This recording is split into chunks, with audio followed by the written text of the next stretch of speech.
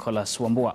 Chama cha NARC Kenya kinaandaa kikao na wanahabari kwa sasa. Hebu tufuatilie, tusikilize wanachosema kwa sasa. Heartless leadership. We state unequivocally that President Kenyatta's private interests and 2022 succession must not be forced down the throats of Kenyans when his government remains incapable of doing what governments are supposed to do, which is take care of citizens and do no harm to them. At a moment of great anxiety and vulnerability, both state-led corruption and a misplaced obsession with succession politics are hurting Kenya's constitutional right to healthcare, education, food, shelter, and jobs. For these many reasons, and we demand the following from President Kenyatta and his government. 1, an immediate end to the long-drawn confusion and lack of leadership in the education sector. Comprehensively address growing concerns by parents about the fate and future of education. We do not believe that putting our children's education on hold for a year is acceptable. Parents and learners need to see leadership that inspires confidence and the message that the government knows what it is doing. A leadership that consults widely. This is not the case. We need a full disclosure, transparency, and accountability for all the COVID-19 funds, resources, and equipment from all sources, including loans, grants, donations, in-kind, and support, both locally and internationally. We demand the government publishes and makes accessible the roster of beneficiaries of the government COVID-19 relief funds and PPEs to date. We further demand that the government reallocates and redirect significant national government budget and resources to health, reverse and reasonable additional COVID-19 response-related budget allocations from national security to public health. The government must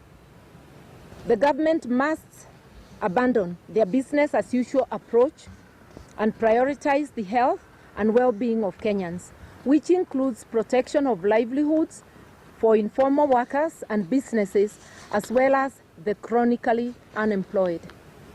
We demand that the government investigates, arrests, and successfully prosecutes thieves at Afya House and across government who have stolen or made it possible to steal and or abuse COVID-19 response monies and other resources. Not a single person has ever been prosecuted for the Afya House scandal of 2016, despite government promising to do so. We demand accountability. President Kenyatta must address the endemic corruption in the health sector, including the repeated adverse mention of people close to him. The national government must meet the medical costs for all healthcare workers diagnosed with COVID-19. We find the state of public health dire and the situation of healthcare workers morally unacceptable in the middle of a public health emergency of this magnitude. To demonstrate a duty of care for our healthcare workers, we demand immediate and unconditional payment of all delayed salaries and benefits to healthcare workers, immediate provision of quality and sufficient personal protective equipment for all healthcare workers, and that county and national governments provide comprehensive medical insurance to all frontline healthcare workers and their families.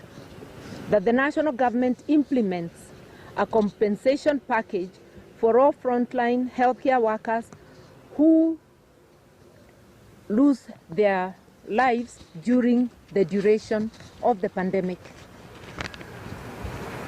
We also demand that the government provide cash transfers for all Kenyans in need and suspend all HELB, that is Higher Education Loans Board payments.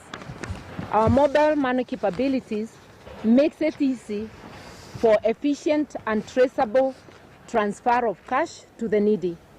It is moments like this that credible, legitimate governments show their citizens the direct and more personalized benefit of their taxes.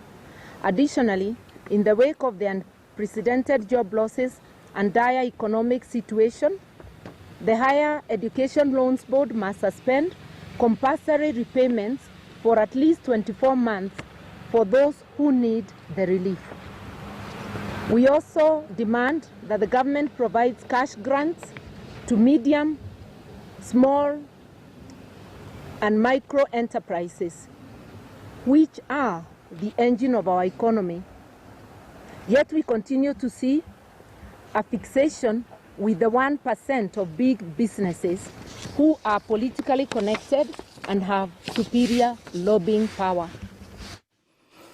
Na mtazamaji, ni chama cha NARC Kenya kikiongozwa na kinara wake Bi Martha Karua, ambaye bila shaka anazungumzia swala hili la wakati wa kupambana na virusi vya corona, akisema kwamba HELB na wale ambao wanalipa mkopo huo, basi kwa sasa serikali isitishe malipo hayo ili kuweza kupunguza gharama kwa Wakenya, kati ya mambo mengine. Jopo la maspika kutoka kaunti zilizo maeneo kame nchini linafanya